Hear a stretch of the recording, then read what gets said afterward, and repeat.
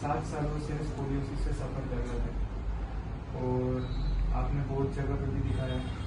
हम लोगों ने अपना फर्स्ट सेशन कंप्लीट किया, सेकंड सेशन कंप्लीट किया, थर्ड सेशन कंप्लीट किया, जहाँ पे आपके कॉम्प्लिकेशंस भी कम हुए।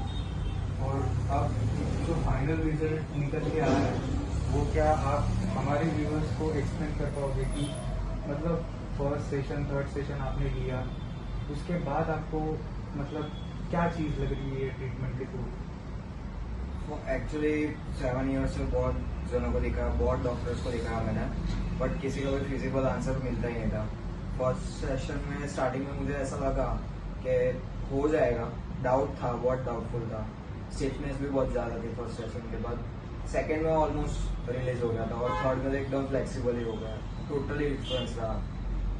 तो हम लोगों ने एक्सरसाइज, फिजियोथेरेपी एंड कायरोप्रैक्टिस तीनों चीज़ों को बहुत अच्छी तरीके से लेके चले आपके ट्रीटमेंट में। एंड उसका मतलब आपको क्या लगता है कि जो हमारे प्रोटोकॉल्स जो हम लोगों ने आपके लिए डिसाइड किए थे कि वो आपको मतलब रिलेटेड और 100% बेस्ड है आपके ऊपर? 100% इफेक्टिव। इफेक्टिव यानी आपने जो बोला था ना वैसा का वैसा लिटरली हुआ।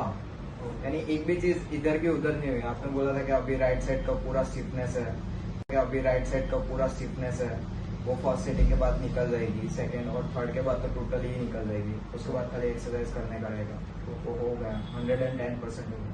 तो आप किस व्यूवर्स को रिकमेंड करेंगे यहाँ पे आना या फिर 110%।